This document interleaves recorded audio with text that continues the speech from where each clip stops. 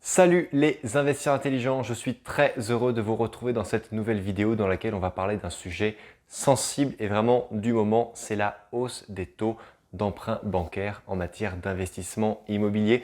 Est-ce que ça vient signer l'arrêt de mort de l'investissement locatif? C'est ce que nous allons voir dans cette vidéo, mais je peux tout de suite vous dire que je ne suis pas forcément très inquiet, au contraire.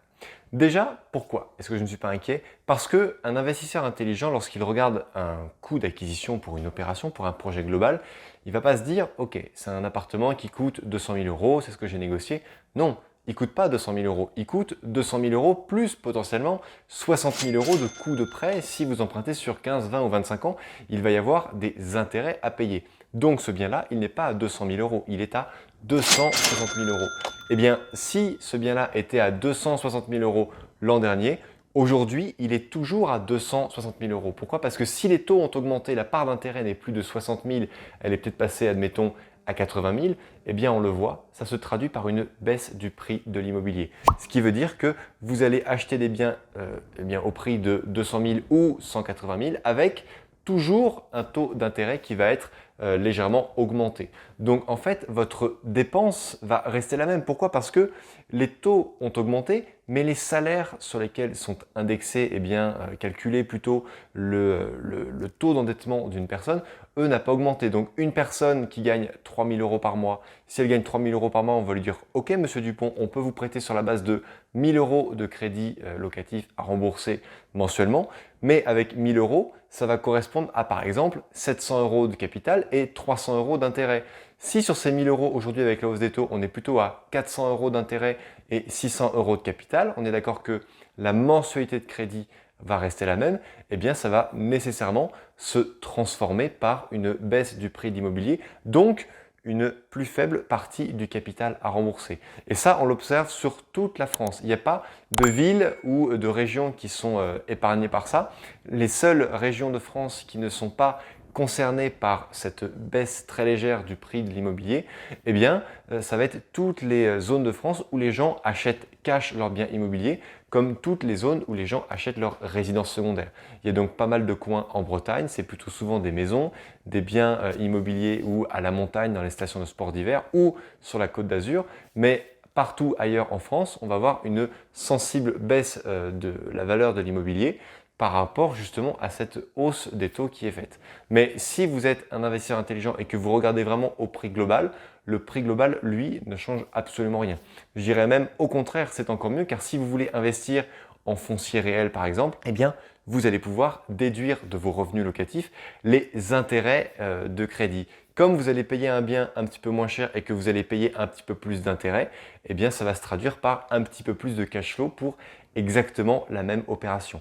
Attention, cela est vrai uniquement en cas d'investissement immobilier locatif que vous allez louer au foncier réel, c'est-à-dire les biens qui sont loués nus ou les biens par exemple qui sont loués dans le cadre d'une SCI fiscalisée à l'impôt sur le revenu. Et donc, devant ces conditions qui se sont quelque peu durcies ces derniers temps, notamment dues à la hausse des taux, eh bien, il apparaît impératif que vous devez être encore plus préparé que jamais à rencontrer votre banquier pour savoir comment négocier votre crédit immobilier. Et donc là, j'ai différentes astuces à vous communiquer pour que vous puissiez garder votre pouvoir d'achat d'investisseur auprès de votre partenaire bancaire.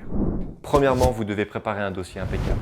Je n'en peux plus des gens qui me disent « Oui, Rodolphe, moi j'ai eu un refus de crédit et pourtant je suis arrivé chez le banquier avec le compromis signé. » D'accord, il y a le compromis, mais est-ce qu'il y a eu une étude locative? Une étude avec Clammeur.fr qui montre que c'est un bien immobilier qui ne prend que de la valeur.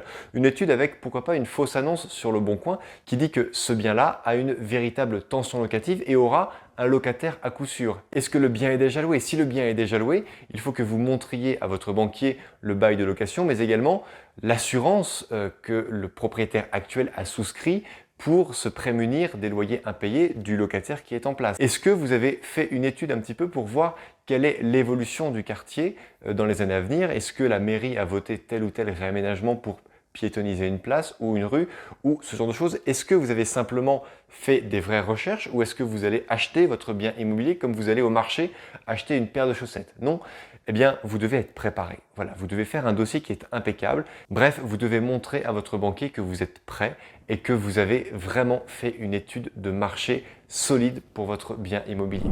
Deuxièmement, vous devez faire au minimum 4 banques plus au moins un courtier. Si vous n'avez pas fait au moins 4 banques et un courtier, c'est normal que vous ayez, je dirais, un refus de prêt auprès de votre première banque, de votre banque à vous. Pourquoi? Parce que déjà, c'est votre banque, celle chez qui vous êtes depuis des années, qui sera la moins encline à vous financer votre investissement locatif. Vous avez beaucoup plus de chances d'obtenir votre crédit immobilier dans la banque voisine. Pourquoi? Parce que pour elle, vous allez être un nouveau client, un client sur lequel on va vendre une carte bancaire, sur laquelle la banque va gagner de l'argent sur chaque petite transaction, sur lequel vous allez peut-être même rapatrier vos contrats d'assurance vie.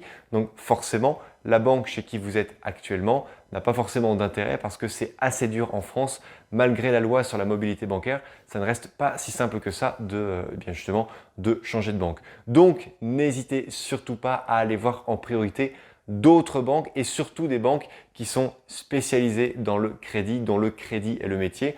En général, comment est-ce qu'on le sait? Eh bien, elles ont le mot crédit dans leur nom, donc Crédit Agricole, Crédit Lyonnais, Crédit Mutuel. Le CIC, c'est le Crédit Industriel et Commercial.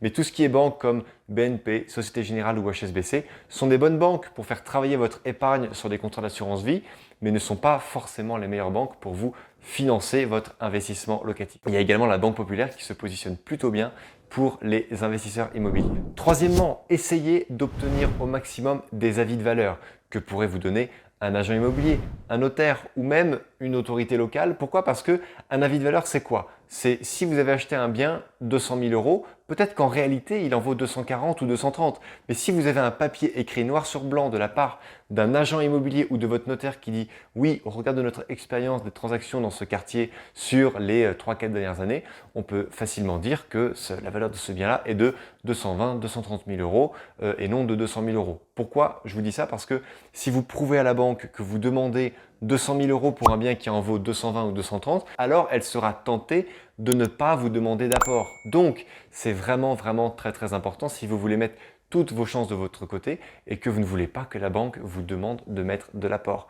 Également, voyez avec votre notaire pour faire un acte en main. L'acte en main, c'est ce qui vous permettra justement de ne pas avoir à payer les frais de notaire puisque c'est le vendeur lui-même qui va payer les frais de notaire au même titre qu'il paye déjà les frais d'agence immobilière. Donc tous ces éléments que vous allez rajouter dans votre dialogue envers votre banquier va vraiment le rassurer et va le pousser à comprendre que vous êtes un investisseur intelligent et que vous avez des arguments solides à proposer pour que l'on vous finance ce bien-là sur la plus longue durée possible, sans apport, sans rien du tout. Et ne me dites pas en commentaire que ça n'est plus possible. Si vous avez fait 5 banques et que les 5 banques vous ont dit « Oui, aujourd'hui, il faut absolument mettre de l'apport ou il faut payer les frais de notaire ou etc. etc. », c'est que vous n'avez clairement pas fait assez de banques. Aujourd'hui, j'ai encore des élèves qui sont au chômage et qui arrivent à trouver des financements pour des petits immeubles de rapport ou pour des investissements. Vous me croyez, vous ne me croyez pas, c'est la réalité, je l'ai avec mes élèves. Donc, vous devez simplement y croire et surtout, vous devez faire plein de banques. Aujourd'hui, avoir un refus de crédit, ça fait partie du jeu, mais vous devez quand même tenter d'avoir votre crédit quoi qu'il en coûte. Donc, si vous avez 20 banques dans votre ville, vous devez aller voir les 20 banquiers qui sont dans ces 20 agences-là. C'est tout. Cinquièmement, pour en extraire la meilleure rentabilité, vous allez avoir des devis travaux à faire.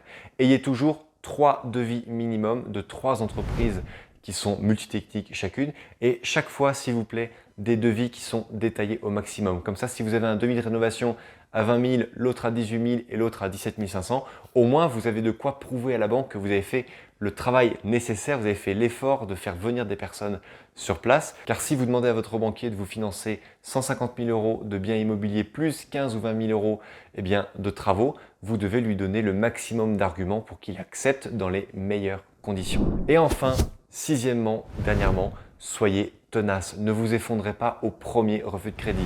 Le refus de crédit, ça veut dire quoi? Ça veut dire que vous avez mal présenté votre dossier, c'est tout. Ça ne veut pas dire que vous n'avez pas la bonne situation. Aujourd'hui, les gens qui ont les pires situations, s'ils savent défendre leur dossier, ils y arriveront. N'oubliez pas cette phrase de Nicolas Sarkozy qu'on voit tourner sur les réseaux sociaux qui a dit « c'est pas l'argent qui fait le projet, c'est le projet qui fait l'argent ». Donc si votre projet tient la route, si vous prouvez par A plus B à votre banquier que le bien que vous souhaitez acquérir est rentable, que votre locataire, il y a de la vraie demande et que son revenu est sécurisé, etc., etc. Tout ce que je viens de vous dire à l'instant, eh bien, la banque dira oui, ok, monsieur Dupont, on finance votre projet, il n'y a absolument pas de problème.